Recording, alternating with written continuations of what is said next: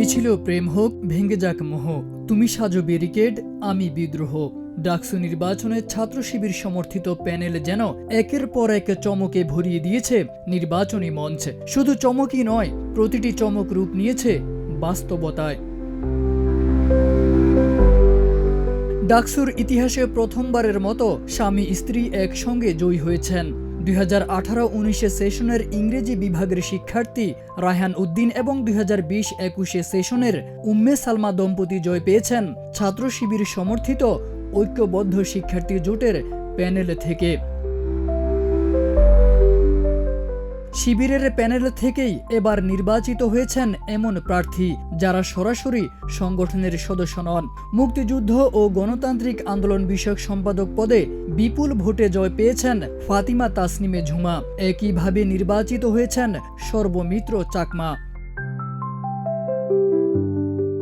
জয়ের পর এক প্রতিক্রিয়া ঝুমা বলেন, এই বিজয় মুসলিমের ও মুসলিমের, হিজাবির নন হিজাবির, নারীদের ঢাবির, আমাদের সবার।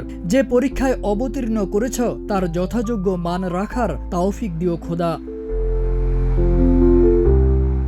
অন্যদিকে সর্বমিত্র চাকমা তার বক্তব্যে শিবিরের প্রতি কৃতজ্ঞতা জানিয়ে বলেন, আপনাদের ভালোবাসা, দোয়া ও আশীর্বাদ আমাকে এক মুহূর্তের জন্য বিচলিত হতে দেয়নি।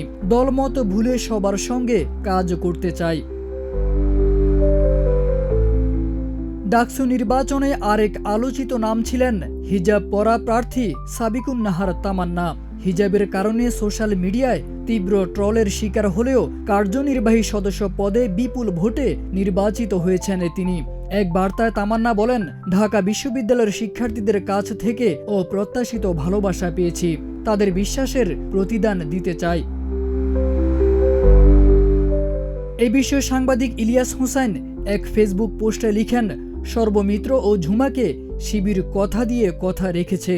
শিবিরের রিজার্ভ ভোট তাদের পূর্ণ সমর্থন দিয়েছে। এটি প্রমাণ করে যারা শিবিরে আস্থা রেখেছে তারাই জয়ী হয়েছে।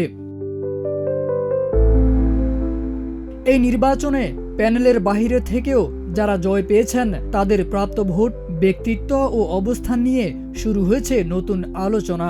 সমালোচনা যেমন আছে তেমনি রয়েছে প্রশংসা ও স্বীকৃতির ঢেউ।